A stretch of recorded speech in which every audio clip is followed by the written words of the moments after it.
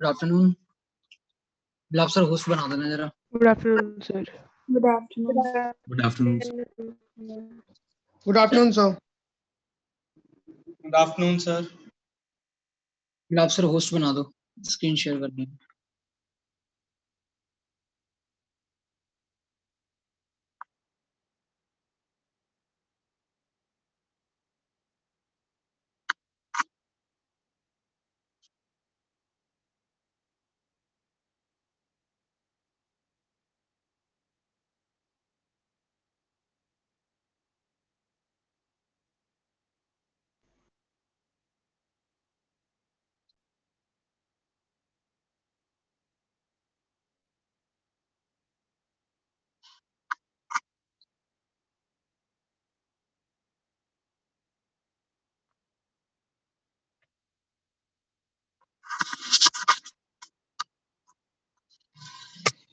हाँ जी, तो हम लोगों ने एमएस चौहान पूरी सॉल्व कर ली थी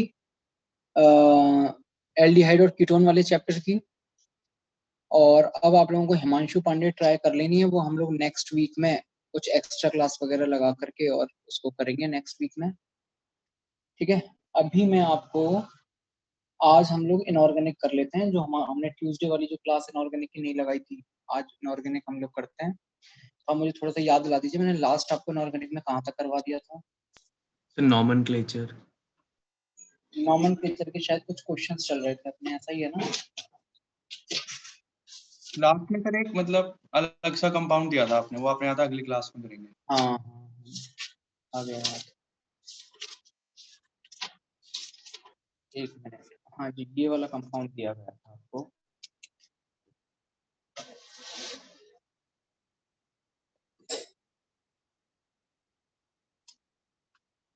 H2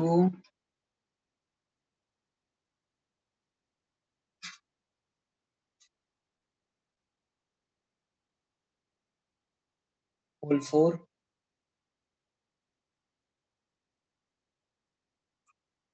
CO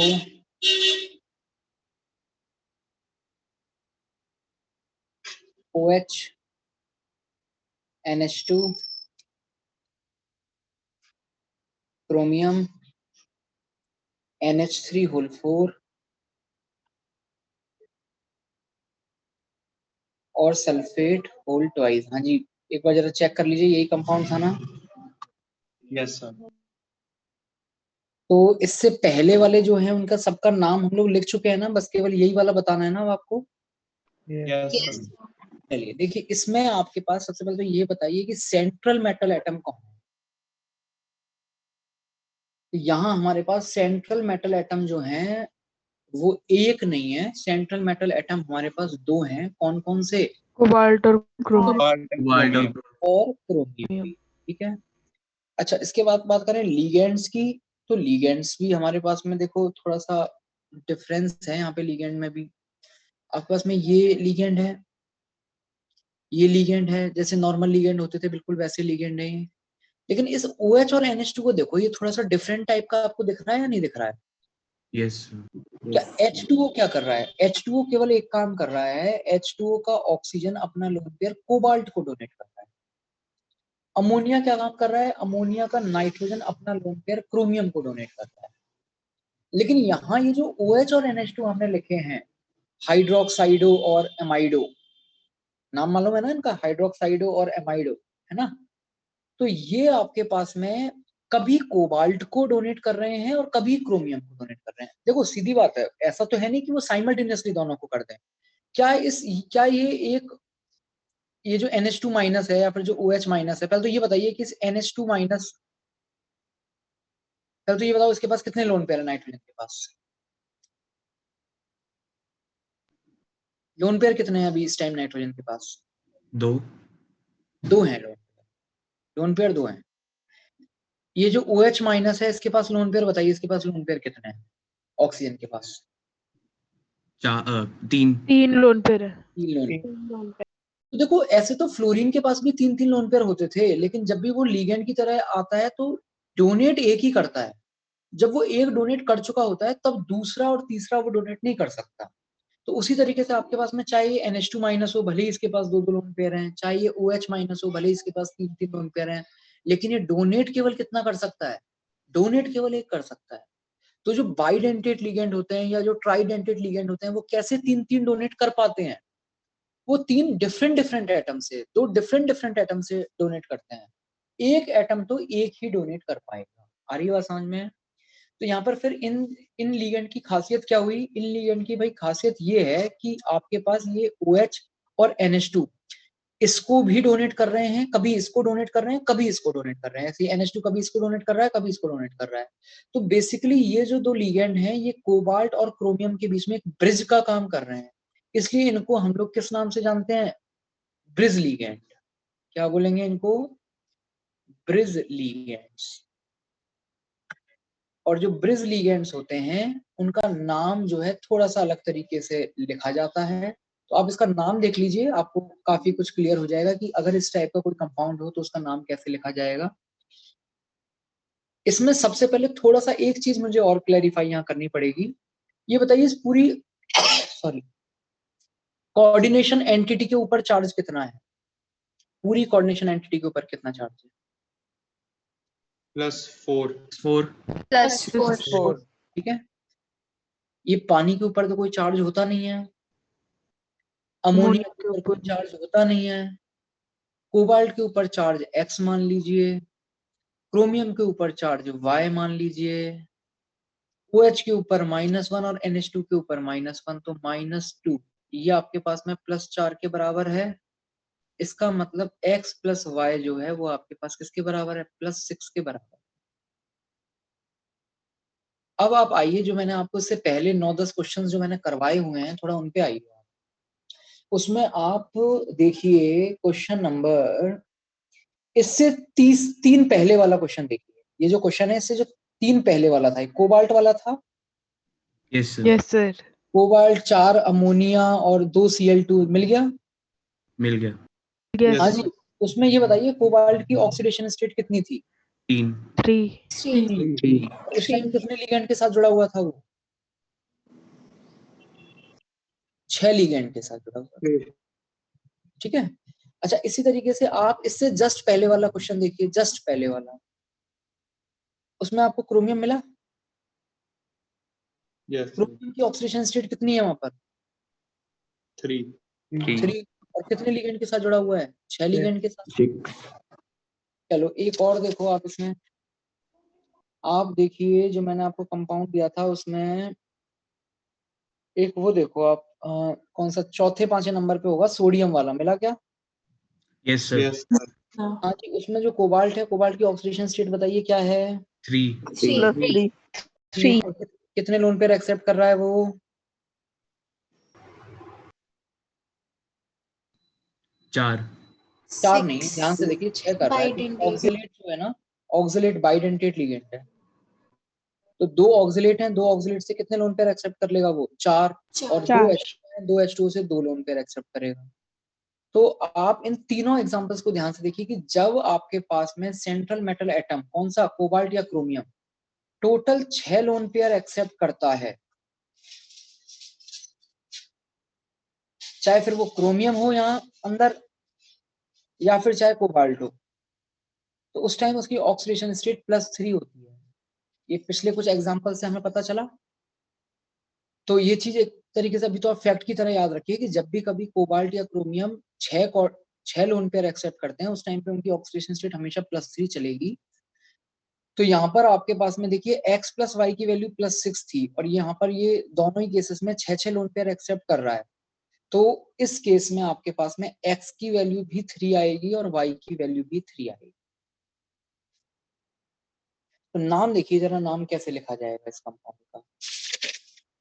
हाँ जी, सबसे पहले किसका नाम लिखा जाता है कोऑर्डिनेशन एंटिटी में? लिगेंड्स लिगेंड्स का। ठीक है, तो लिगेंड का लिख दीजिए। क्या लिखोगे आप? Tetra aqua. Tetra aqua. ठीक है। अच्छा, अब इसके बाद में ये वाला मेटल आ जाएगा, जो भी मेटल लिखा हुआ है। तो क्या है ये? कोबाल्ट। ये बताइए कोबाल्ट आएगा या कोबाल्टेट आएगा? सर पहले सारे लिगेंड्स नहीं, Cobalt इसमें सारे का- लिगेंड्स नहीं लिखे जाते पहले। इसमें क्या होता है ना, ब्रिज लिगेंड से पहले वाले लिगेंड्स लिखे जाते हैं, बाद वालों को कैसे लिखेंगे वो भी बताएंगे आपको। टेट्रा एक्वा, हाँ जी, कोबाल्ट या कोबाल्टेट। Cobalt. Cobalt. कोबाल्ट के साथ ब्रैकेट में उसकी ऑक्सीडेशन स्टेट कितनी लिखेंगे रोमन में? 3 3. ठीक है, हाँ जी। ये अब आपके पास में अब आ गया आपका ब्रिज लिगेंड। तो देखो ब्रिज लिगेंड को कैसे लिखेंगे, ब्रिज लिगेंड के आगे एक म्यू वर्ड लगा दिया जाता है, म्यू, इस तरीके से। ये म्यू सिंबल किस चीज को रिप्रेजेंट करता है? ये म्यू सिंबल रिप्रेजेंट करता है कि भाई ये लिगेंड जो है आपका वो ब्रिज लिगेंड है, ये म्यू होता ही इसलिए। तो नाम देखिए, ब्रिज लिगेंड कौन कौन से हैं आपका? एक तो हाइड्रोक्साइडो और एक एमाइडो। बताओ पहले क्या लिखोगे? Amido Amido. नाम देखना, म्यू एमाइडो और म्यू हाइड्रोक्साइडो। ब्रिज लिगेंड के आगे म्यू लगाया जाता है, हाइड्रोक्साइडो। आज आप इधर आ जाइए, सेंट्रल मेटल आ रहा है, लेकिन पहले नाम किसका लिखा जाता है? लीगेंड का। तो लीगेंड पहले लिखा जाएगा, क्या लिखोगे पहले? Ligand Tetraamine. टेट्राएमीन। इसके बाद में क्या आएगा?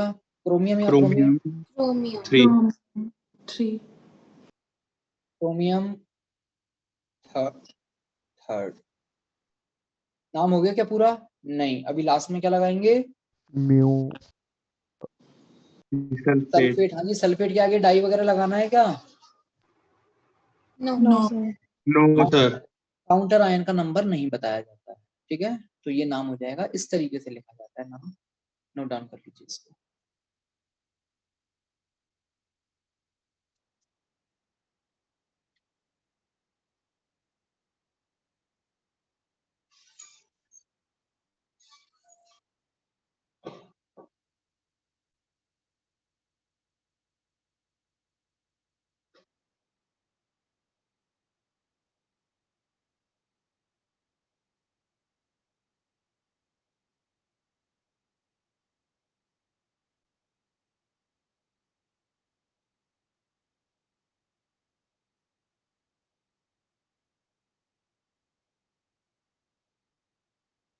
डन, बढ़ जाए आगे।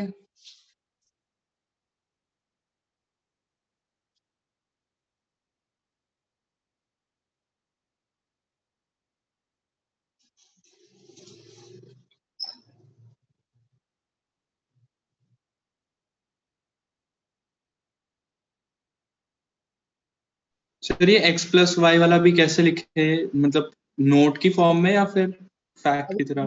में लिख लीजिए कि भाई क्रोमियम और कोबाल्ट जब 6 लोन पेयर एक्सेप्ट करते हैं तो उस टाइम उनकी ऑक्सीडेशन स्टेट +3 होती है। लिख लीजिए आप।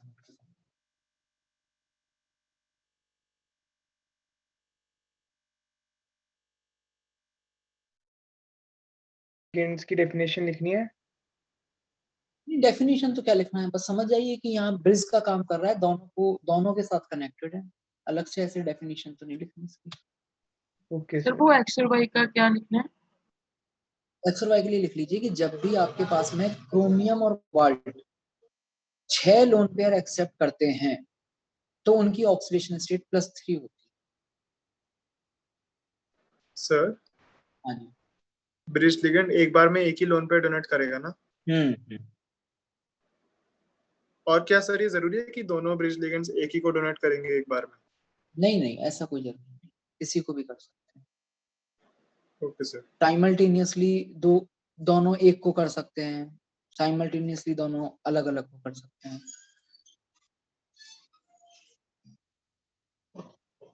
सर ये जो 3 ऑक्सीडेशन स्टेट वाली चीज है सिर्फ क्रोमियम और कोबाल्ट के लिए कि बाकी और कोई भी है? नहीं, बाकी के लिए नहीं। अभी अभी एक्चुअली क्या है ना, ये कैसे आती है ये अभी अभी डिटेल में पढ़ेंगे हम। तो अभी तो हमने क्या किया ना, प्रीवियस एग्जांपल्स का बस केवल सहारा ले लिया, जहां हमने देखा था कि जहां 6-6 आ रहा था उसमें ये दोनों +3 में थे। वो कैसे आता है +3 वो भी अभी हम पढ़ेंगे, अभी है ना, आगे है वो theory. Yes sir, okay. Otherwise अगर वो चीज मैं नहीं बताता तो आप फिर ये x+y नहीं सॉल्व कर सकते थे यहाँ पर।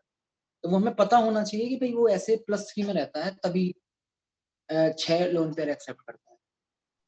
अच्छा, इसी का देखो मैं आपको काउंटर मतलब वो दे देता हूँ यहाँ पर। अभी जो आप एग्जाम्पल जो आपने देखा था, इस वाले एग्जाम्पल से पहले वाला जो थर्ड एग्जाम्पल देखा था, उसके जस्ट नीचे वाला एग्जाम्पल देखो आप, इसके जस्ट नीचे वाला एग्जाम्पल देखिए, नहीं सॉरी, इससे जो थर्ड एग्जाम्पल देखा था उससे पहले वाला एक मिला, अमोनियम वाला मिला है, अमोनियम वाला। Yes, sir. Third last question की बात कर रहा हूँ मैं, थर्ड लास्ट। अमोनियम वाले में आप देखिए ब्रैकेट के अंदर कोबाल्ट चल रहा है, लेकिन वो कोबाल्ट जो है कितने लोन पेयर एक्सेप्ट कर रहा है? 6 नहीं कर रहा है, वो कितने कर रहा है? 4 कर रहा है। जब 4 कर रहा है तो देखिए उसकी ऑक्सीडेशन स्टेट उस टाइम +3 नहीं है, कुछ और है, बताओ कितनी है? 2. +3 कब होती है कोबाल्ट की और क्रोमियम की? 6. 6 लोन पेयर एक्सेप्ट, ठीक है। अच्छा अब आगे बढ़ते हैं इसमें। इसमें देखिए कोऑर्डिनेशन कंपाउंड, कोई भी रैंडमली आपको एक कोऑर्डिनेशन कंपाउंड दे देगा, जैसे मान लीजिए आपके पास K4 FeCN6 लिख दिए, ठीक है। और इसको लिखने के बाद आपसे कहेगा कि भाई इसमें इस कंपाउंड की प्राइमरी वैलेंसी बताओ और सेकेंडरी वैलेंसी बताओ।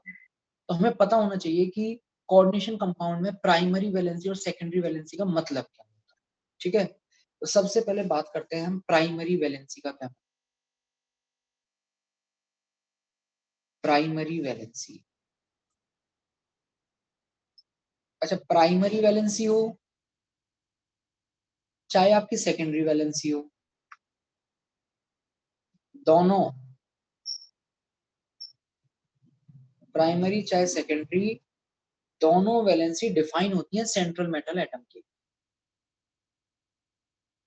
इनमें से एक वैलेंसी तो बताती है उसकी ऑक्सीडेशन स्टेट को, ठीक। किसको बताएगी? एक वैलेंसी तो कोऑर्डिनेशन स्टेट को, ऑक्सीडेशन स्टेट को। तो ऑक्सीडेशन नंबर जो भी होगा उसका, वही हमारी प्राइमरी वैलेंसी हो जाएगी। प्राइमरी वैलेंसी की डेफिनेशन लिख लीजिए, oxidation number of central metal, oxidation number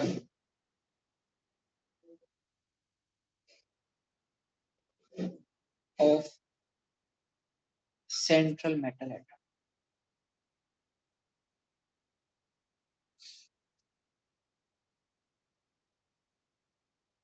अच्छा इसको और भी नामों से जाना जाता है प्राइमरी वैलेंसी को, क्या क्या?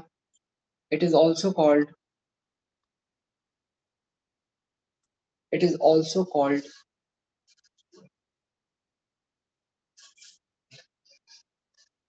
ionizable valency, ionizable valency, principal valency, principal valency,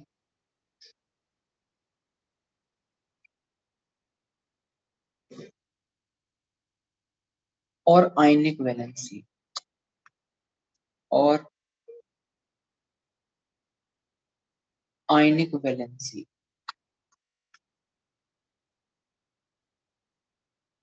और सेकेंडरी वैलेंसी का क्या मतलब होता है? सेकेंडरी वैलेंसी का मतलब होता है कि आपका सेंट्रल मेटल एटम कितने लोन पेयर एक्सेप्ट करता है, लोन पेयर कितने एक्सेप्ट किए, ठीक है। तो इसका मतलब होता है coordination number of central metal, coordination number, coordination number मतलब कितने एटम्स के साथ कोऑर्डिनेट कर रहा है, और कब कोऑर्डिनेट करेगा? जब उनसे लोन पेयर एक्सेप्ट करेगा। तो बेसिकली जितने लोन पेयर एक्सेप्ट करता है वही उसका कोऑर्डिनेशन नंबर होता है, और वही उसकी secondary valency. Coordination number of central metal atom oblique ion, coordination number of central metal atom oblique ion.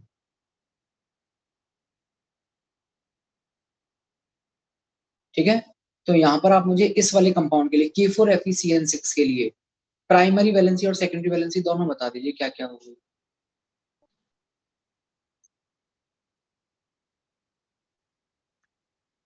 हाँ जी, प्राइमरी वैलेंसी कितनी है? +2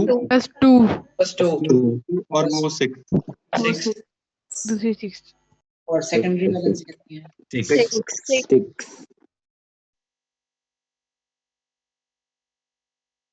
डन। अच्छा एक बात बताइए कि अगर 6 मोनोडेंटेट लिगेंड जुड़े हुए हैं, 6 मोनोडेंटेट लिगेंड जुड़े हुए हैं,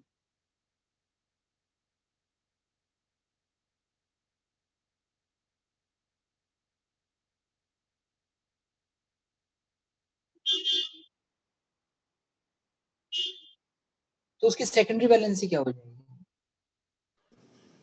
6 6 6 हो जाएगी सर। अच्छा अगर आपके पास में 3 बाइडेंटेट लिगेंड जुड़े हुए हैं, 6 6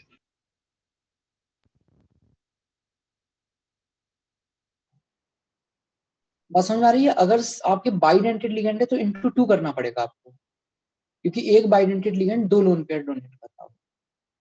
क्लियर है? लिख लीजिए।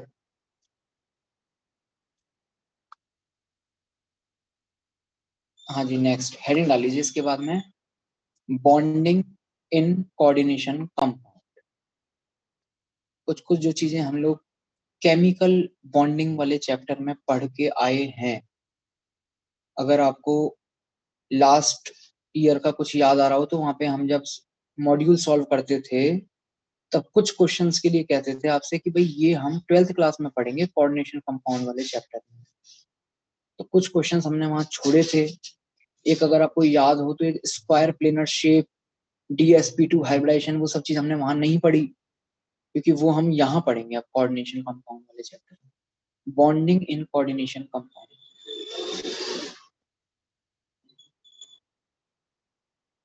Bonding in coordination compounds.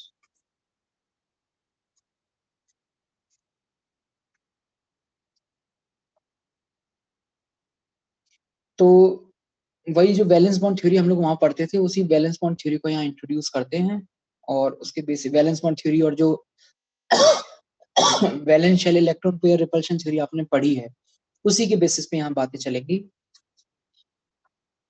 एकदम स्टार्टिंग में कोऑर्डिनेशन कंपाउंड को एक्सप्लेन करने के लिए वही सब थ्योरीज दी गई थी जो नॉर्मल केमिकल बॉन्डिंग में हमने पढ़ी है। तो इसमें वैलेंस बॉन्ड थ्योरी, अच्छा valence shell electron pair repulsion theory जो है ना, वो अलग थ्योरी नहीं है, वो वैलेंस बॉन्ड थ्योरी का ही पार्ट है, वो शेप बताने के लिए यूज होता है, वैलेंस बॉन्ड थ्योरी या VBT।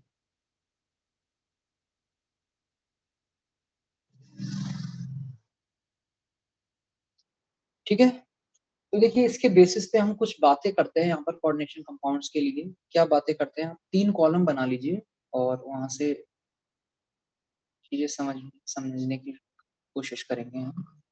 3 कॉलम आप इस तरीके से बना लीजिए।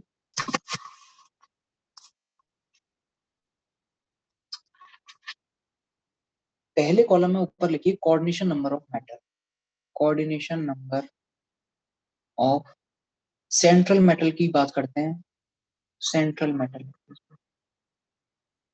Coordination number of central metal. हाँ जी, दूसरे कॉलम में आपको लिखना है टाइप ऑफ हाइब्रिडाइजेशन,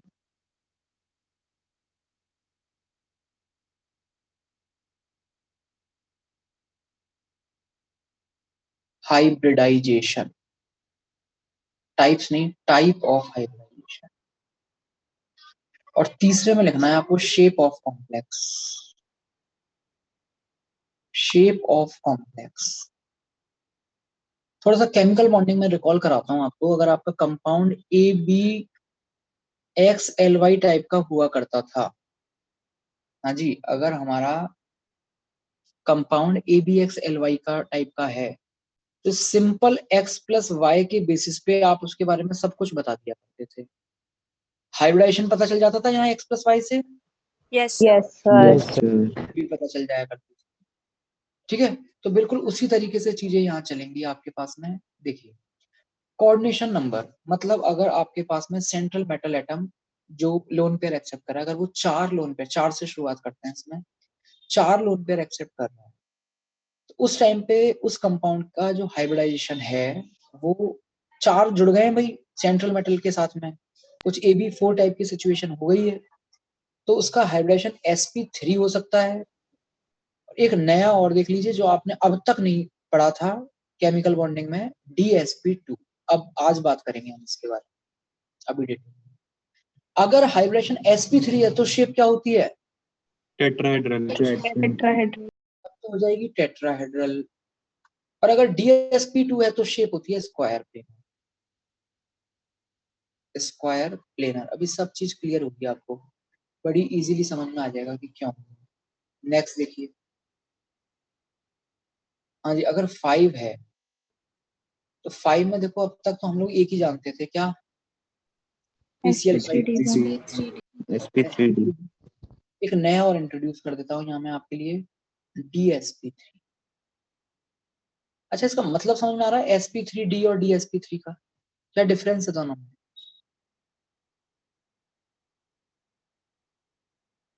चलो बता देते हैं। देखो इसका मतलब ये है कि अगर ये आपका 4s है, ये आपका 4p है, तो ये जो d होगा वो 4d होगा। और इस DSP3 का मतलब है कि अगर ये 4s है और ये 4p है तो ये जो d होगा आपका, ये 4d नहीं होगा। कौन सा d होगा? 3d होगा। एक पहले वाला d। ठीक है। अच्छा, इन दोनों ही केसेस में शेप आपकी लेकिन सेम चलती है, तो दोनों ही केसेस की करस्पॉन्डिंग शेप सेम आ रही है। क्या आ रही है? क्या होती थी भाई PCL5 की शेप? Triangular bipyramidal. ट्रायंगुलर या trigonal bipyramidal.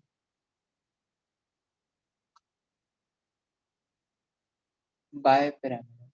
Next, coordination number अगर 6 हो जाए तो? हाँ जी, क्या हाइब्रिडेशन पढ़ा है अब तक हमने? sp3d2। अब एक नया और आएगा। क्या डिफरेंस होगा इन दोनों में? अगर sp3d2 कह रहे हो, इसका मतलब s, p और d तीनों एक ही शेल के हैं। और अगर आप d2sp3 कह रहे हो तो इसका क्या मतलब होगा? डी एक प्रीवियस D जो है वो प्रीवियस शेल का है। प्रीवियस। ठीक है। अच्छा, अब जैसे इसमें इन दोनों की शेप सेम होती थी, शेप यहाँ पर भी सेम होगी जी दोनों की। तो वही शेप है sp3d2 की जो हमने ऑलरेडी पढ़ी हुई है। बताइए क्या होती थी sp3d2 की शेप? बाइपिरामिडल। Square bipyramidal. और इसी का एक नाम और होता है ऑक्टाहेड्रल। चाहे आप इसको स्क्वायर बाइपिरामिडल बोल दीजिए या इसी का ही नाम, इसी का ही, वो कोई अलग स्ट्रक्चर नहीं है, सेम सेम इसी स्ट्रक्चर का दूसरा नाम ऑक्टाहेड्रल भी होता है। ऑक्टाहेड्रल। ठीक है। अब मैं एक दो एग्जांपल से चीजें समझाता हूँ, वहां फिर चीजें आपको एकदम क्लिक करेंगे क्या क्या हो रहा है। अच्छा, ये थ्योरी अपने आप में परफेक्ट नहीं है, लेकिन एकदम स्टार्टिंग में कोऑर्डिनेशन कंपाउंड को समझने के लिए यही थ्योरी दी गई थी। ये थ्योरी हमारे काफी सवालों का जवाब दे देगी, लेकिन कुछ सवालों का जवाब देने में फेल हो जाएगी। और जहां ये फेल होगी वहां हम एक नई थ्योरी इंट्रोड्यूस कर दें। तो कुछ कॉम्प्लेक्स का फॉर्मेशन हम समझते हैं इस थ्योरी के बेसिस पे। एक सिंपल सा कंपाउंड है आपके पास में Fe F6 4-। देखते हैं जरा ये कैसे बन रहा होगा। थोड़ा पता करके ये बताइए कि इसमें आयरन की ऑक्सीडेशन स्टेट क्या है? +2। आयरन यहाँ +2 में है। आयरन का इलेक्ट्रॉनिक कन्फिग्रेशन बताइए, आउटर वाला क्या होता है? बोलो भाई। होगा 4s2 3d6। यस लेकिन सर। आयरन लिखा है हमने, हमें तो Fe+2 का बताना है ना। यहाँ तो Fe+2 एग्जिस्ट कर रहा है, बताइए कितना होगा? Sir 3d6। 4s 3d6। ये पता है ना, इलेक्ट्रॉन आपके s में से हटते हैं। Yes sir. निकाला था आपने Z इफेक्टिव यस टेबल वाले चैप्टर में, तो वहां हमने देखा था कि Z इफेक्टिव किसका ज्यादा आता है? 3D वाले इलेक्ट्रॉन का Z इफेक्टिव ज्यादा आता है। इसलिए 3D वाले इलेक्ट्रॉन को निकालना रिलेटिवली ज्यादा डिफिकल्ट है। पहले इलेक्ट्रॉन कौन से निकलते हैं? 4s वाले निकलते हैं। ठीक है, चलिए आगे। तो अगर ये सिचुएशन है आपके पास, तो एक बार जरा ये कॉन्फ़िगरेशन आप लिख दीजिए कि भाई ये आपका 3D ऑर्बिटल है।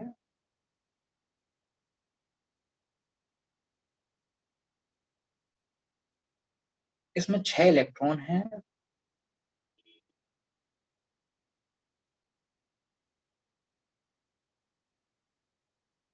ये 4s जो है ये 3D है।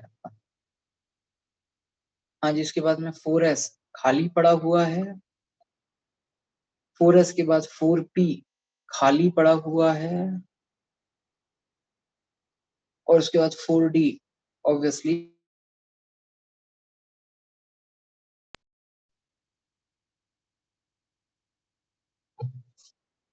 अब इस Fe के पास 6 फ्लोरीन्स को आना है, और ये फ्लोरीन क्या है बताओ, लीगेंड है या नहीं है?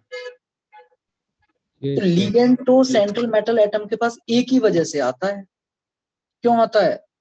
लोन पेयर डोनेट करने के लिए। तो अगर वो लीगेंड अपना लोन पेयर डोनेट करने सेंट्रल मेटल एटम के पास आएगा, तो सेंट्रल मेटल एटम के पास जगह तो होनी चाहिए उस लोन पेयर को एकोमोडेट करने के लिए। जगह मतलब क्या? खाली ऑर्बिटल, वैकेंट ऑर्बिटल, जिसमें ये क्या कर सके, फ्लोरीन जो लोन पेयर इसको डोनेट करेगा उनको एक्सेप्ट कर सके। हाँ जी, देख के बताइए कितने फ्लोरीन आ रहे हैं डोनेट करने के लिए? 6 है फ्लोरीन कितने लोन पेयर डोनेट करेंगे? 6 6 लोन पेयर को एकोमोडेट कराने के लिए हमें कितने ऑर्बिटल्स की जरूरत है खाली? भाई एक ऑर्बिटल में तो 2 ही इलेक्ट्रॉन आते हैं ना, Yes. मतलब एक लोन पेयर आ पाएगा। तो 6 लोन पेयर को एक्सेप्ट कराने के लिए आपको बताओ 6 ऑर्बिटल्स की जरूरत है या नहीं है? yes sir, ऐसे ऑर्बिटल खाली वैकेंट ऑर्बिटल जिनमें कि लोन पेयर एक्सेप्ट करेगा ये। तो अब इधर देखना, ये आपका 4s, एक तो ये 4s, हाँ जी, 3 ये 4p, और 2 ये 4d। क्यों 2? क्योंकि इतनी चाहिए बस हमें। ये तीनों ऑर्बिटल क्या करेंगे? हाइब्रिडाइज पार्टिसिपेट करेंगे, सर वो नहीं समझ में आया, 2 क्यों लिए 4D के? क्योंकि आपको टोटल 6 ही वैकेंट ऑर्बिटल चाहिए ना। ओके सर, हाँ जी, तो ये बताइए मिक्सिंग में जब ये पार्टिसिपेट करेंगे तो मिक्सिंग में कितने ऑर्बिटल पार्टिसिपेट कर रहे हैं टोटल? 6। तो मिक्सिंग के बाद कितने बन जाएंगे?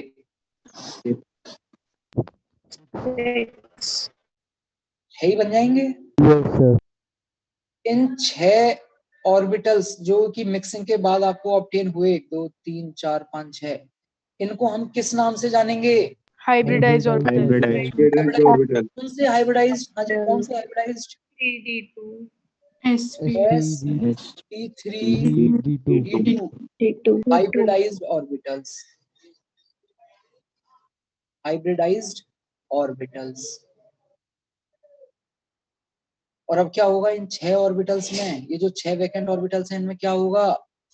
अब आएंगे आपके फ्लोरीन एटम्स, एटम्स नहीं एक्चुअली आयंस, और वो फ्लोरीन आयंस जो हैं क्या करेंगे? वो अपना लोन पेयर इनमें डोनेट करेंगे। और यहाँ पर एक चीज और आपको साथ ही साथ समझा देता हूं मैं, ये जो 6 हाइब्रिडाइज ऑर्बिटल हैं, ये आयरन के चारों तरफ अपने आप को एक पर्टिकुलर ज्योमेट्री में पहले अरेंज करेंगे, और वो ज्योमेट्री हमें पता है पहले से कौन सी ज्योमेट्री में अपने आप को अरेंज करने वाले हैं। ये कौन सी ज्योमेट्री में अरेंज करने वाले हैं? ये पिरामिड, स्क्वायर बाई पिरामिड। कुछ ऐसी सिचुएशन होने वाली है आपस में। ये है आयरन, इसके साथ 6 ऑर्बिटल हैं जो स्क्वायर बाई पिरामिडल ज्योमेट्री में। तो स्क्वायर बाई पिरामिडल मतलब पहले तो 4 स्क्वायर, प्लेन में 2,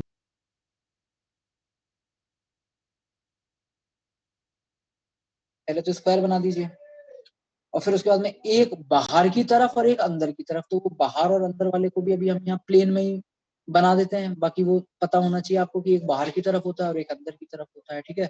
उसको मैं डिफरेंट कलर से डिनोट कर देता हूँ, एक बाहर की तरफ और एक अंदर की तरफ। क्या होगा अब इनमें? फ्लोरीन आएगा, और फ्लोरीन अपना लोन पेयर जो है F माइनस अपना लोन पेयर इनमें डोनेट करेगा। आ रही है सबको बात समझ में? तो आपके पास अल्टीमेटली एक शेप बन जाएगी पूरे मॉलिक्यूल की। कैसे बन जाएगी? यहाँ इसको लिख देता हूं मैं थोड़ा शॉर्ट में, Fe F F F F, एक बाहर से और एक अंदर से। इस तरीके से FeF6 4- आपके पास में कॉम्प्लेक्स बनेगा। बताइए भाई बात समझ में आ रही है या नहीं आ रही है? Yes sir. अब इसमें हम एक दो चीजें और निकालते हैं। क्या निकालते हैं इधर देखिए। इसमें आपसे पूछेगा शेप और हाइब्रिडाइजेशन तो आपने बता ही दिया, इसके बाद में आपसे इस कंपाउंड का मैग्नेटिक मोमेंट पूछेगा। भूल गए या याद है क्या होता था magnetic under root 10 into n plus 1। Yes magnetic moment? अब मैं एक चीज और यहाँ और इंट्रोड्यूस कर रहा हूँ, ध्यान से सुनना मेरी बात को। 11th क्लास में तो हम उसको ऐसे हल्के में निकाल दिया करते थे क्योंकि उस टाइम तक आप लोग उतना जानते नहीं थे। अब ये बताओ मैग्नेटिक मोमेंट वर्ड आपने फिजिक्स में भी पढ़ लिया क्या? No sir. हाँ जी, याद Yes, कीजिए sir. थोड़ा सा। मैग्नेटिक पढ़ लिया होगा है ना? यस पढ़ लिया सर। क्या होता है मैग्नेटिक मोमेंट? कुछ I into A से आता है। Yes sir. Yes, sir. Current into area. में अगर कॉइल है उसमें टोटल n क्या बोलते हैं उनको, n राउंड्स है। Number of turns. Number of turns है सॉलिडॉइड में। नंबर ऑफ टर्न्स अगर n है और I करंट फ्लो कर रही है और उसका क्रॉस सेक्शनल एरिया अगर A है तो NIA आपका मैग्नेटिक मोमेंट हो जाता था। इवन Yes, उसमें जो sir. डायरेक्शन भी बताते थे हम कैसे करंट की direction right hand thumb sir turns के डायरेक्शन में थंब को है ना, टर्न्स के डायरेक्शन में, या फिर मतलब कह लीजिए करंट जैसे भी फ्लो कर रहा है उस डायरेक्शन में राइट हैंड साइड को, राइट हैंड को की फिंगर्स को घुमा करके थंब की जो डायरेक्शन आती थी वो हमारे मैग्नेटिक मोमेंट की डायरेक्शन होती थी। ठीक है, तो ये जो हम मैग्नेटिक मोमेंट की केमिस्ट्री में बात करते हैं ये होता है spin only magnetic moment, spin only. तो आप लोग जब पढ़ते थे, आप याद करो 11th क्लास के सब क्वेश्चन में आपके साथ आपके पास लिखा रहता था spin only magnetic moment, spin only magnetic moment. तो मैग्नेटिक मोमेंट दो वजह से आता है, एक तो इलेक्ट्रॉन के रोटेशन से। तो करंट में तो क्या हो रहा है, बाकायदा आपका इलेक्ट्रॉन पूरे के पूरे उस कॉइल के साथ साथ रोटेट कर रहा है। तो रोटेशन वाला मैग्नेटिक मोमेंट नहीं, वो फिजिक्स में पढ़ते हैं हम लोग। यहाँ केमिस्ट्री में जो √n×n+2 वाला जो फॉर्मूला पढ़ा है वो सिर्फ कौन सा मैग्नेटिक मोमेंट होता है आपका, स्पिन की वजह से, इलेक्ट्रॉन के खुद के अपने स्पिन की वजह है, उसकी हम बात करते हैं। ठीक है, तो आपको कभी भी केमिस्ट्री में जब मैग्नेटिक मोमेंट लिखा हुआ मिलेगा तो उस मैग्नेटिक मोमेंट के साथ हमेशा लिखा हुआ मिलेगा स्पिन ऑनली। अगर नहीं लिखा है तो हमें बाय डिफॉल्ट वो मानना है स्पिन ऑनली, क्योंकि केमिस्ट्री में हम बस स्पिन ऑनली ही पढ़ते हैं। ठीक है, तो मैं यहाँ लिख देता हूँ पूरा स्पिन ऑनली मैग्नेटिक मोमेंट की बात चल रही है।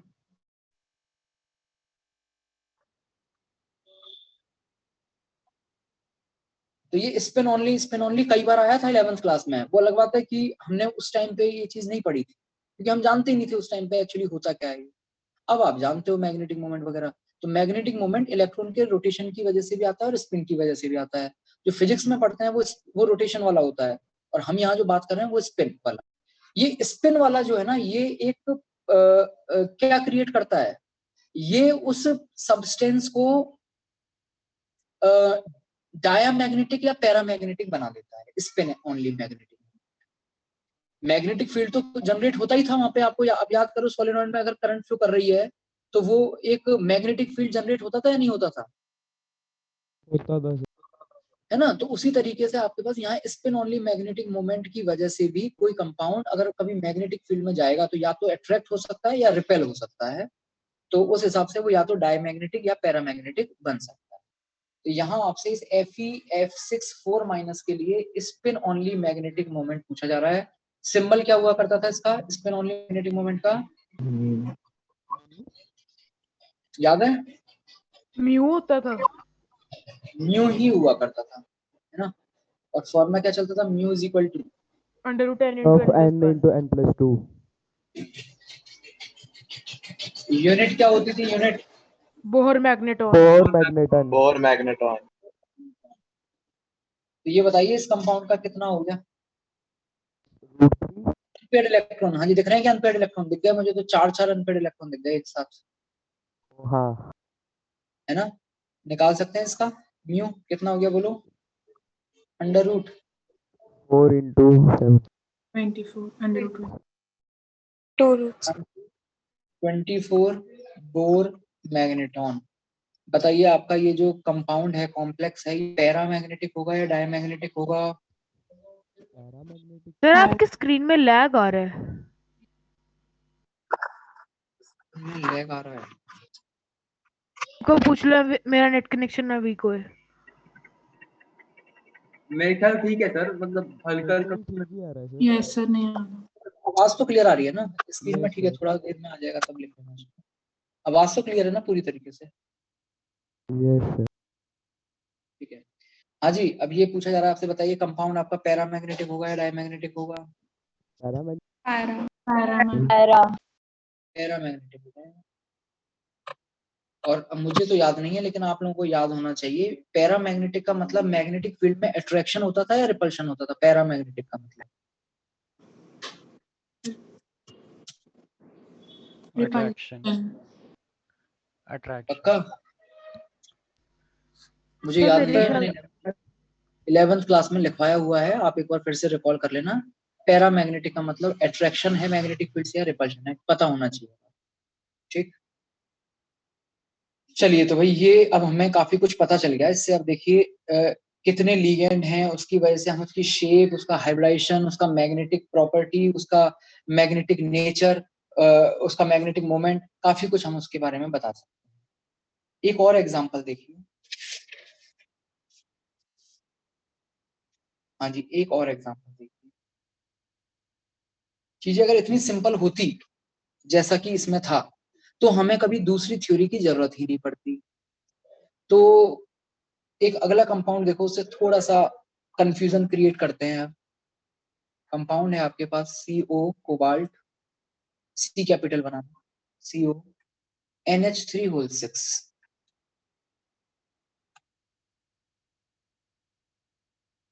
हाँ भाई, स्क्वायर, इसके स्क्वायर ब्रैकेट के ऊपर बता दीजिए कौन क्या लिखेंगे। ये तो अब आप जानते हो क्या आएगा यहाँ पे, चार्ज कितना आएगा?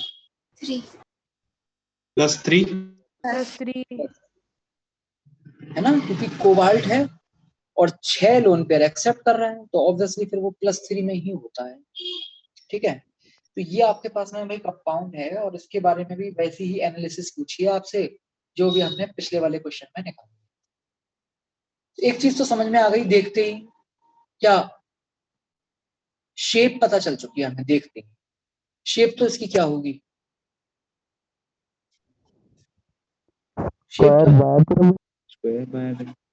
स्क्वायर बाई पिरामिडल, उसके अलावा और कोई स्कोप नहीं है। 6 लिगेंड जब भी आएंगे तो वो स्क्वायर बाई पिरामिडल ज्योमेट्री में ही आते हैं 6।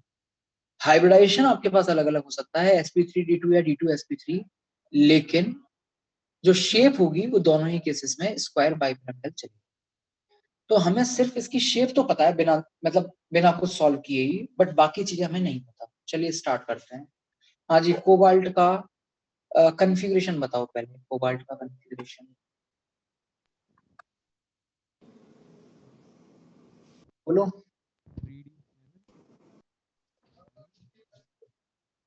3d7 3d7 मन फी को, Fe के बाद अगला आता है 7। कोबाल्ट +3 में है भाई आपके पास।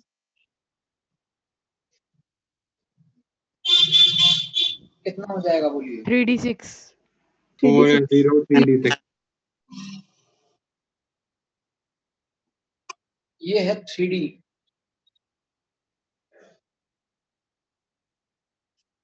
6 इलेक्ट्रॉन्स के साथ।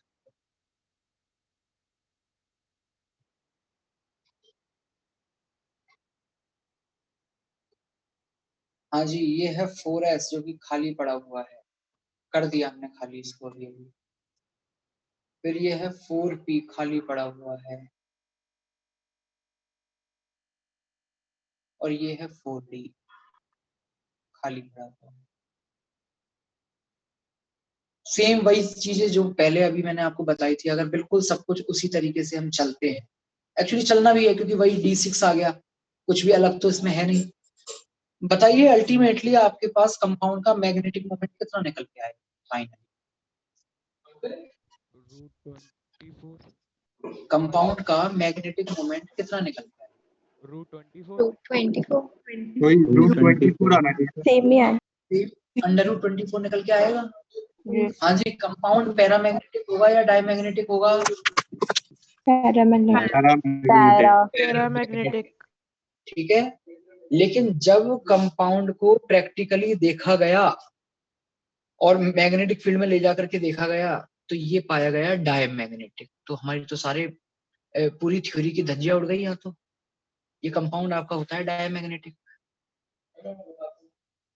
तो अगर हम वो पहले वाले तरीके से सब चीजें करते तो इस कंपाउंड को क्या होना चाहिए था?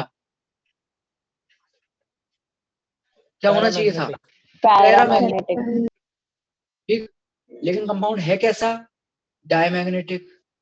तो अब हमारे पास में दो स्कोप बचते हैं कि भाई या तो वो जो हमारी थ्योरी है उसको पूरी तरीके से सिरे से खारिज कर दिया जाए या उसमें कुछ थोड़ा सा एडवांसमेंट कर दिया जाए।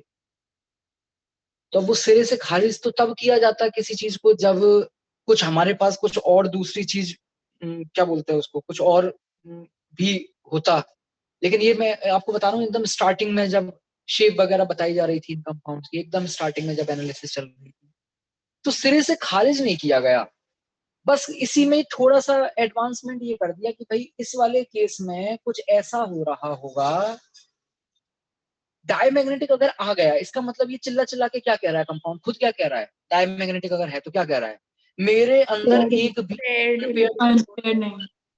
एक भी अनपेयर नहीं है। तो अगर वो खुद कह रहा है चिल्ला चिल्ला के तो फिर हमने बस उसके उस चिल्लाने पे थोड़ा सा ध्यान दिया और हमने फिर क्या किया? हाँ जी, हमने यहाँ पर ये जो इलेक्ट्रॉन्स थे इनको पेयर्ड कर दिया। 6 इलेक्ट्रॉन्स थे, पेयरिंग कर दीजिए। पेयरिंग अगर आप करोगे तो आपका 3 ऑर्बिटल में काम चल जाएगा। 2 ऑर्बिटल आपके ये डी वाले खाली रह जाएंगे। हाँ जी, ये 4s है, ये 4p है और उसके बाद में आपको 6 खाली ऑर्बिटल चाहिए। तो यहाँ तो 2 अंदर खाली हो गए, तो ये वाले तो 2,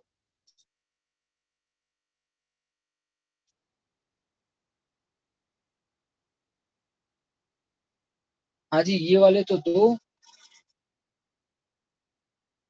s वाला 1 और p वाले 3 लेकर के फिर हमने कंपाउंड बना दिया। तो जो मैं आपसे कह रहा था ना कि इस थ्योरी की अपनी लिमिटेशन है। लिमिटेशन ये है कि ये थ्योरी ये नहीं बता पा रही है कि कौन सा लीगेंड आएगा तब तो आपके ये इलेक्ट्रॉन अंदर चले जाएंगे, मतलब पेयरिंग हो जाएगी, और कब पेयरिंग नहीं होगी। क्योंकि देखो इससे पहले जो हमने Fe वाला केस पढ़ा है उसमें आपके पास में कोई पेयरिंग हमने नहीं करवाई और इस वाले केस में हमें पेयरिंग जबरदस्ती करवानी पड़ी उसके मैग्नेटिक नेचर को देखते हुए। तो ये थ्योरी की सबसे बड़ी लिमिटेशन यही है कि ये नहीं बता पाती कि कौन सा लीगेंड तो पेयरिंग करेगा और कौन सा लीगेंड पेयरिंग नहीं करा पाएगा। ये आती है आपकी अगली थ्योरी, क्रिस्टल फील्ड थ्योरी, वहां से हमें पता चलेगा। क्रिस्टल फील्ड थ्योरी क्या करती है कि लीगेंड को अलग अलग कैटेगरी में उसने डिवाइड किया हुआ है। स्ट्रॉन्ग फील्ड लीगेंड है, कुछ हमारे वीक फील्ड लीगेंड है, कुछ हमारे मॉडरेट लीगेंड है। तो जो स्ट्रॉन्ग फील्ड लीगेंड है वो तो पेयरिंग करवा देते हैं और जो वीक फील्ड लिगेंड है वो पेयरिंग नहीं करवा पाते। तो उस थ्योरी के हिसाब से ये जो अमोनिया है ये बाद में आएगा अभी सब कुछ। अभी तो ये तो थ्योरी बस हाथ खड़े करके बस कह रही है कि नहीं नहीं ऐसा ऐसा हो रहा है, कुछ इसको अभी ज्यादा कुछ नहीं मालूम है। हाँ जी, वो बाद में क्रिस्टल फील्ड थ्योरी हमें बताएगी कि जो अमोनिया है आपका, ये अमोनिया क्या है? ये स्ट्रॉन्ग फील्ड लिगेंड है और जो स्ट्रॉन्ग फील्ड लिगेंड होते हैं वो पेयरिंग करवा देते हैं। जबकि यहाँ इससे ऊपर वाले क्वेश्चन में जो फ्लोरीन था, ये फ्लोरीन कैसा है? ये आपका वीक फील्ड लिगेंड है, वीक फील्ड लिगेंड, और वीक फील्ड लिगेंड पेयरिंग नहीं करा पाते। तो अभी स्ट्रॉन्ग फील्ड लिगेंड क्या है, वीक फील्ड लिगेंड क्या है, ये सब बात की चीजें हैं। मैं आपको क्रिस्टल फील्ड थ्योरी में इनको डिटेल में बताऊंगा। अभी तो बस आप आगे बढ़ते जाइए। तो अब हम यहाँ एक्सप्लेन कर सकते हैं। तो बता दीजिए आप, CONH3 का हाइब्रिडाइजेशन क्या आ गया? D2sp3। D2sp3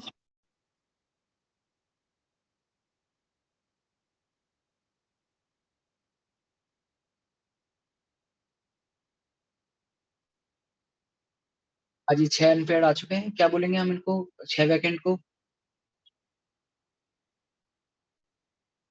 D2sp3 hybridised orbitals.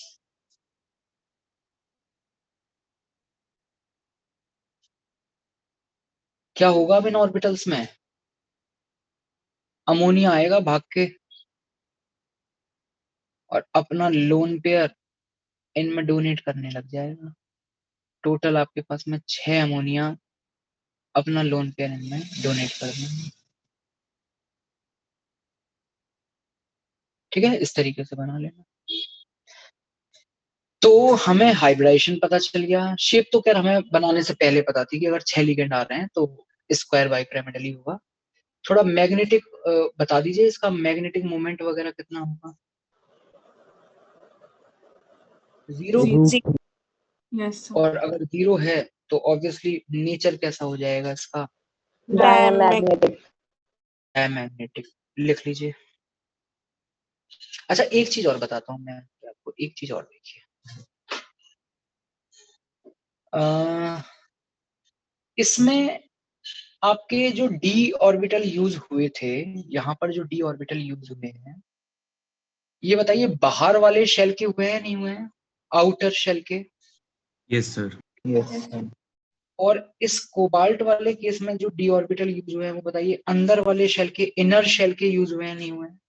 Yes sir. Yes. Yes, sir. Yes, अगर sir. D orbital inner shell के यूज होते हैं, then in that case that compound is called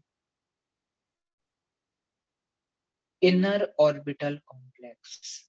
inner orbital complex. हाँ जी, और अगर डी आपके पास में बाहर वाले शेल के यूज होते हैं, in that case that compound is called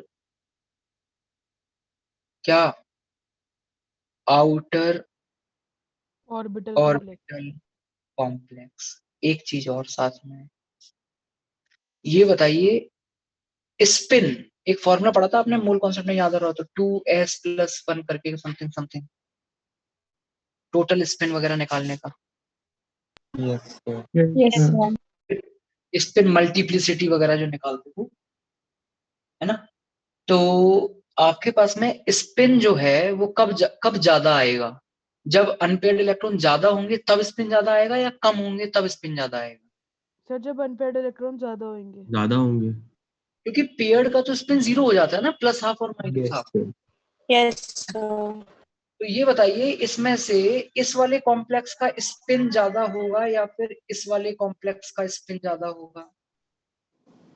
ऊपर वाले ऊपर वाले ऊपर वाले को तो बोलते हैं स्पिन ज्यादा होने की वजह से high spin complex, outer orbital जो कॉम्प्लेक्स है, और यहाँ इसका स्पिन ज्यादा है, इसलिए इसका एक दूसरा नाम और क्या चलेगा? कंफ्यूज नहीं होना है हमें उससे। इसका दूसरा नाम चलेगा, ज्यादा स्पिन होने की वजह से high spin complex. High spin complex. और यहाँ तो स्पिन के लिए इलेक्ट्रॉन ही नहीं बचे, क्योंकि पेयरिंग करवा दी, तभी तो अंदर वाले ऑर्बिटल खाली करे हैं आपने। तो ये बताइए ये क्या हो जाएगा आपका? लो स्पिन कॉम्प्लेक्स। लो स्पिन कॉम्प्लेक्स।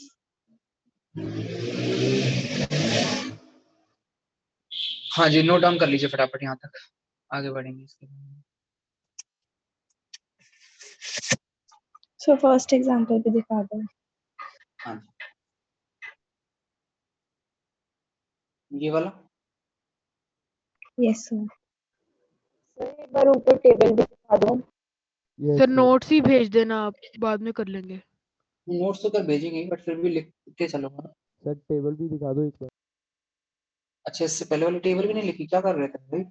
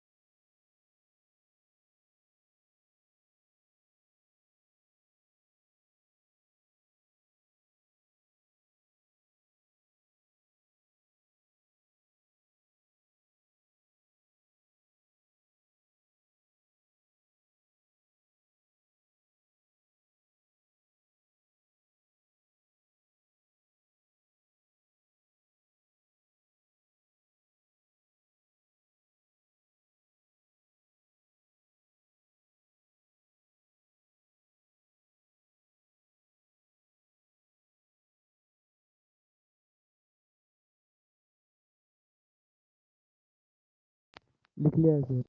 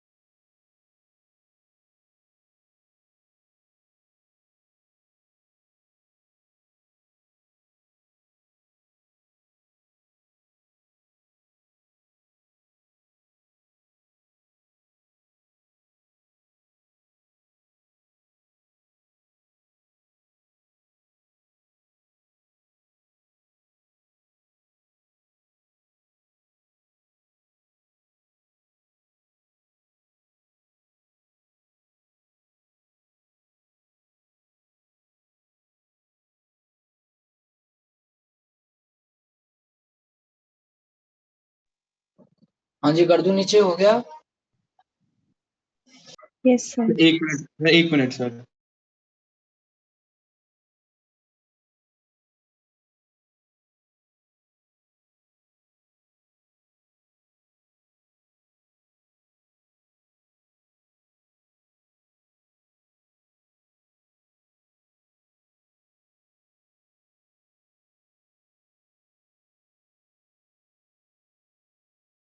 हो गया सर।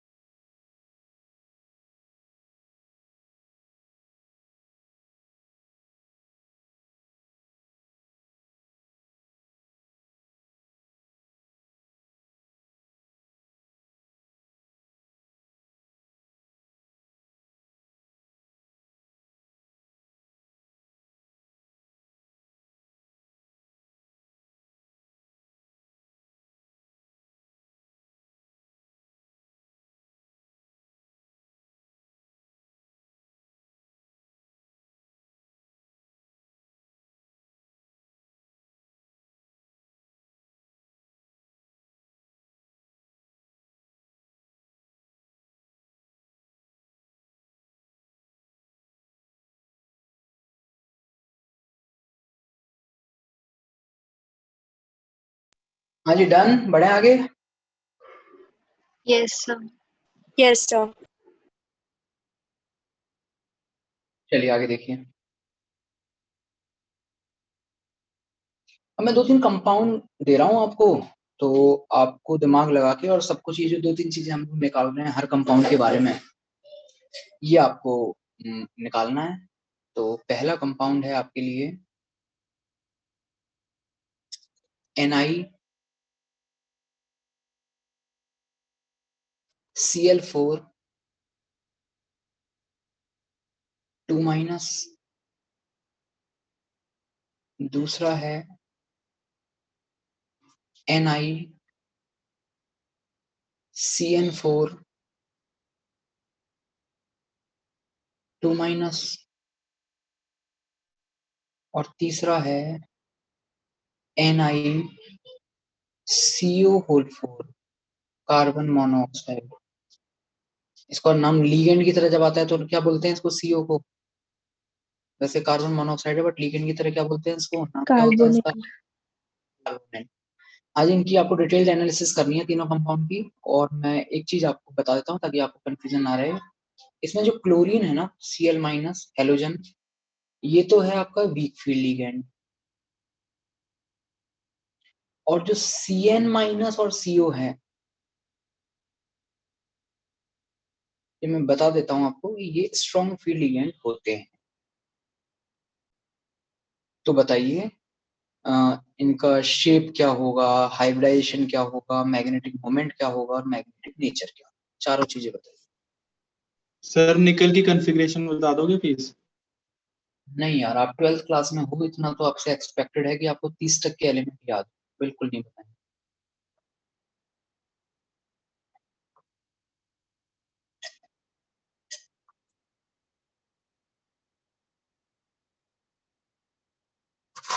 नाइन टेंथ के बच्चों को याद होते हैं, सामने को पता है 30 तक के एलिमेंट।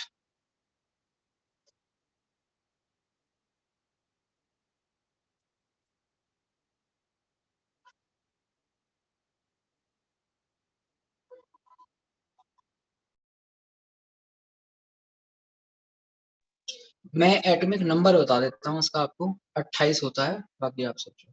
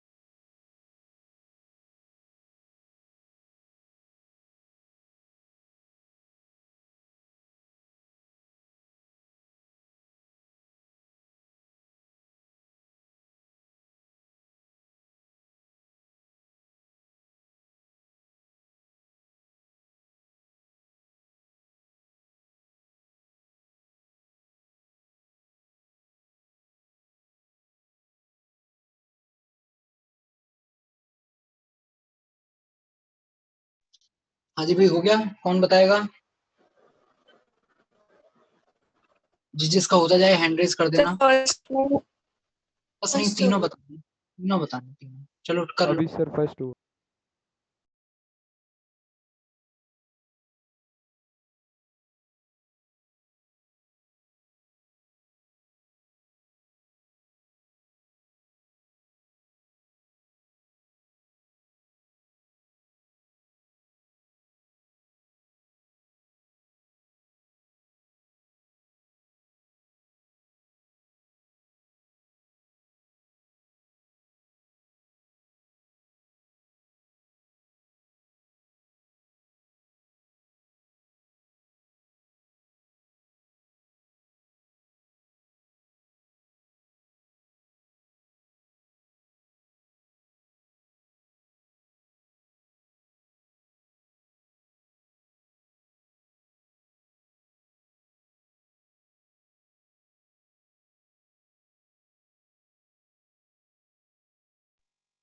हाँ जी, एक चीज और, आपके पास हिमांशु पांडे सॉल्व करने के लिए केवल यही वाला वीक रहेगा, क्योंकि नेक्स्ट वीक में आपको एसिड एंड एसिड डेरिवेटिव वाला चैप्टर सॉल्व करना पड़ेगा, क्योंकि मेरे पास एक टेस्ट आया है बनाने के लिए जो शायद तक आपका 18th को है, और उसमें हम carboxylic acid and it's derivative डाल रहे हैं।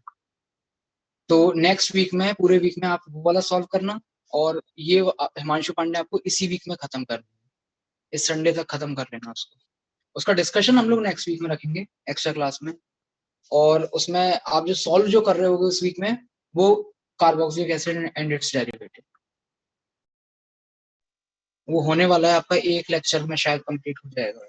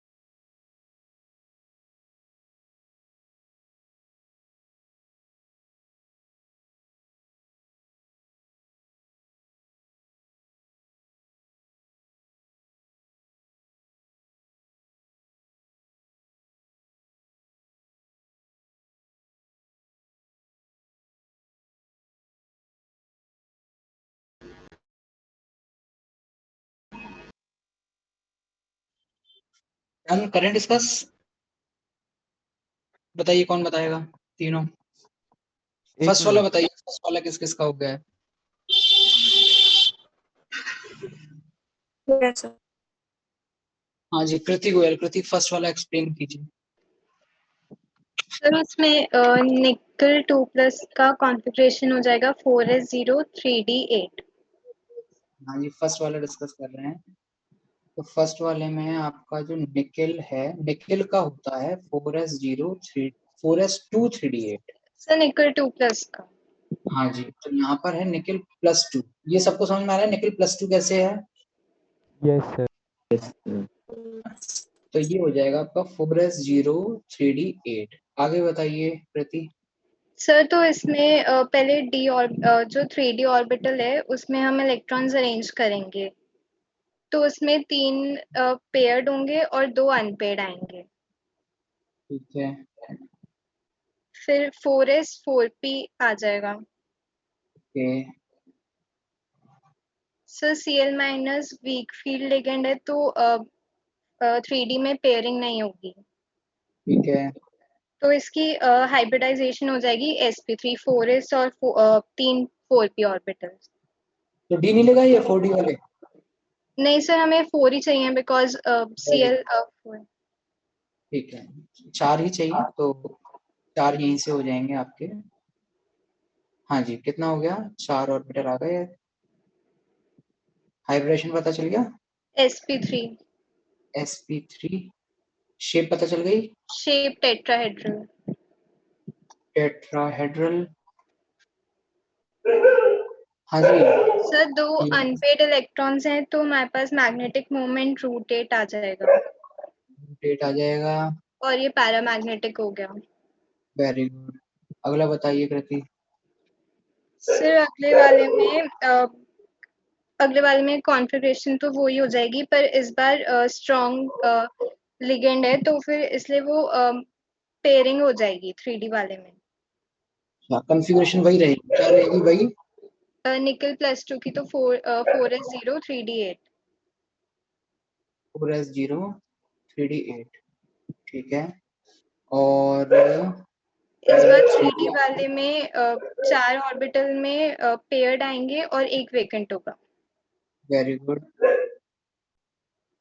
ये होगा एक वैकेंट, ठीक है। और क्या होंगे वैकेंट? 4s 4p के 3। 4p वैकेंट, एक 3D फिर अब चला इसमें से एक 3D ऑर्बिटल आ जाएगा, एक 3D आ जाएगा, एक 4s और 2 4p। Very good. इसकी हाइब्रिडाइजेशन हो जाएगी dsp2। हाँ जी, इनको बोल देंगे DSP2। अब इसमें एक चीज और बताता हूँ, शेप तो आपको पता ही है स्क्वायर क्या है। प्लेन। शेप स्क्वायर प्लेनर, ये शेप स्क्वायर प्लेनर क्यों है ये मैं समझा देता हूँ। यहाँ आपके पास में जो दो P होते हैं ना आपके, हाँ जी, ये P है PX और PY,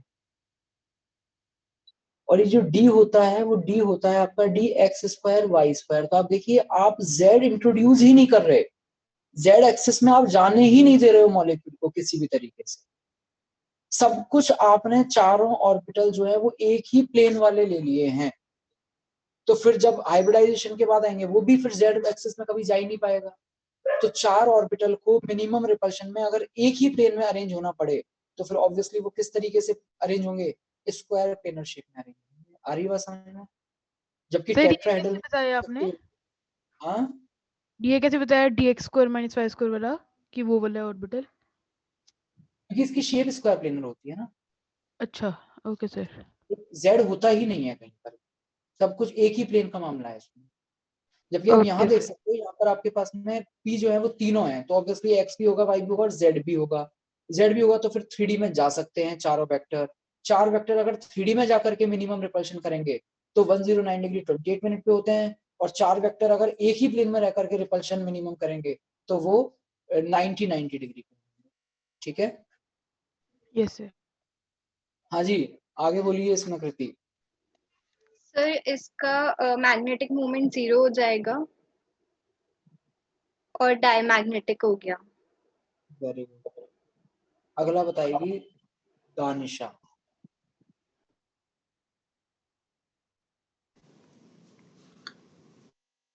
दानिशा थर्ड।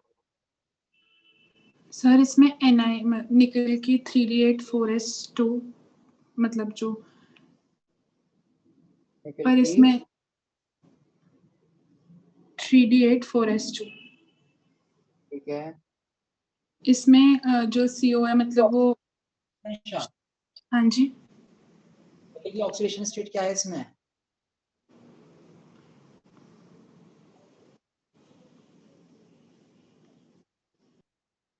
मतलब निकल की ऑक्सीडेशन स्टेट क्या है इस कंपाउंड में? नहीं समझ में आ रहा? CO पे कितना होता है चार्ज? CO तो न्यूट्रल होता है। और यहाँ कोई चार्ज है नहीं, तो ये जीरो है, ये जीरो, तो ऑब्वियसली ये भी जीरो में ही होगा यहाँ पे, ठीक है ना। यस निकल सर। आपके पास जीरो वाला है, ये है सिचुएशन। चलो तो पहले तो भर दो ऑर्बिटल्स।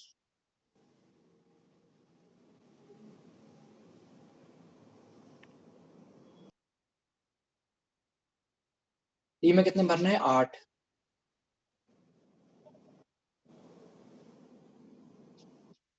5 6 7 और 8, यस सर। और एस में है जी 2। सर तो फिर वो CO स्ट्रॉन्ग फील्ड है तो इसलिए जो 4s2 वाले हैं वो 3D में चले जाएंगे, वो 3d10 हो जाए, मतलब वो फुल हो जाएगा। हाँ जी, तो इसमें देखो होगा ये कि पहले बात तो ये जो है आपके पास में कौन CO, ये स्ट्रॉन्ग फील्ड लिगेंड है। अगर CO स्ट्रॉन्ग फील्ड लिगेंड है तो वो पेयरिंग करवा देगा, पेयरिंग करवाएगा तो ये इलेक्ट्रॉन तो जंप मार के पहुंचेगा यहाँ पेयरिंग करने, और जब ये खाली होगा तो ये दोनों के दोनों इलेक्ट्रॉन जो है वो यहाँ पहुंच जाएंगे। आ रही बात समझ में आपको? तो नई सिचुएशन कुछ ऐसी हो जाएगी आपकी।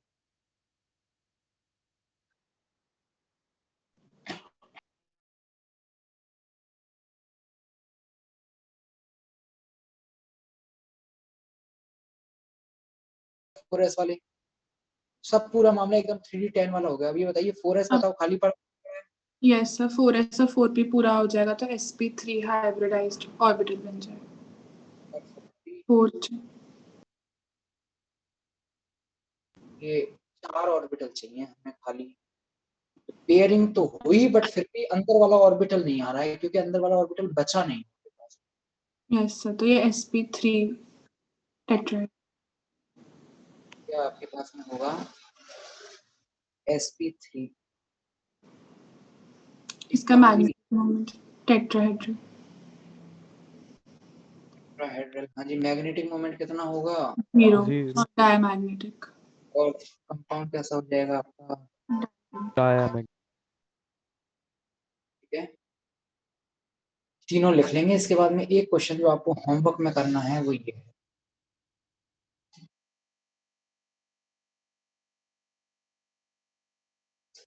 प्लेटिनम Cl4 2- है ना। तो सानिध्य तुमने तो निकल के सामने ही सरेंडर कर दिया था प्लेटिनम, तो तुम्हें क्या ही याद होगा। तो थोड़ा सा पीरियोडिक टेबल की मदद ले लेना, है ना। कल इसको डिस्कस करते हैं नेक्स्ट क्लास में। लिख लीजिए यहाँ तक। सर थोड़ा सा ऊपर कर दो। इससे भी पहले वाले क्या? नहीं सर। सर इस ब्लॉक की प्रैक्टिस कहाँ से करनी है? एस ब्लॉक की प्रैक्टिस आपको Yes. अलग से करनी है। तो मैं तो ये कहूंगा कि एनसीईआरटी को ही आप 3-4 बार पढ़ते रहो बस, मतलब अलग से वैसे नहीं। बट फिर भी अगर करना चाहते हो तो कुछ चीजें एडिशनल रहेंगी, तो उनको साथ में रह करके अगर दिमाग को आप ज्यादा इधर उधर डाइवर्ट ना करो तो वीके जायसवाल कर लो। अदरवाइज मैं सजेशन तो नहीं दूंगा कि वीके जायसवाल आप करो। ओके सर, तो सर फिर एनसीईआरटी रिवाइज करते पी ब्लॉक पे मूव कर चुके? हाँ, मतलब जिन लोगों का एस ब्लॉक हो चुका है वो लोग 11th क्लास में जो हमने पीरियड जो पी ब्लॉक के जो 2 ग्रुप पढ़ लिए हैं, कौन कौन से, 13th एंड 14th, वहां मूव कर सकते हैं बिल्कुल। Okay sir. उसके प्रॉपर जिनके पास नोट्स हैं, अच्छी बात है, वो एक बार एनसीईआरटी पढ़ करके एड ऑन कर लेना बस केवल उन्हीं नोट्स में। जिनके पास नहीं है वो एकदम बिल्कुल नए सिरे से बनाइए, पढ़ते जाइए एनसीईआरटी और एनसीईआरटी से बनाते चलिए अपने notes।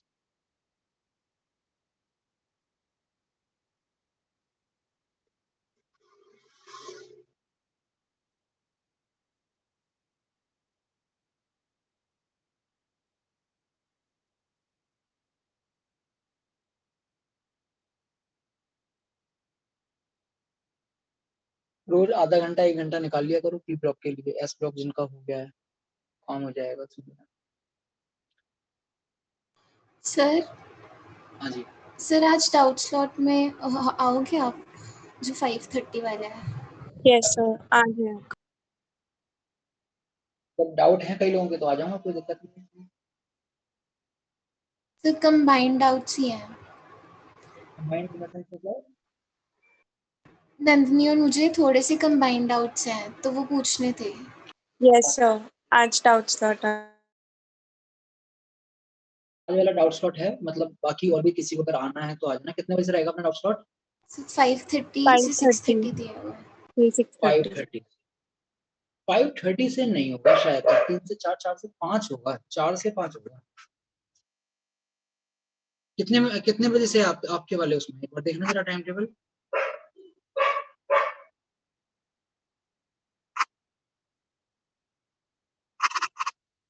सर 5:30 से 6:30 दिया हुआ है आज का। यस सर, हमारे में 5:30 से 6:30। हाँ ठीक है, मेरे में भी यही है, 5:30 से 6:30 है। एक काम करते हैं, 5:30 से 6:30 नहीं, थोड़ा सा जल्दी लेंगे इसको। आप मैं 4:30 के आसपास लिंक सेंड कर दूंगा, ठीक है। Okay sir. Okay sir. 4:30 से रखेंगे हम इसको, ठीक। नंदनी एक बार मेरे को अगर 4:30 तक मैं लिंक ना भेजूं तो याद दिला देना, मैं ग्रुप पे लिंक शेयर कर दूँ, ठीक है। हाँ जी सर। जिसको अगर डाउट हो तो आ जाना। सही वाला क्वेश्चन दिखा दो लास्ट।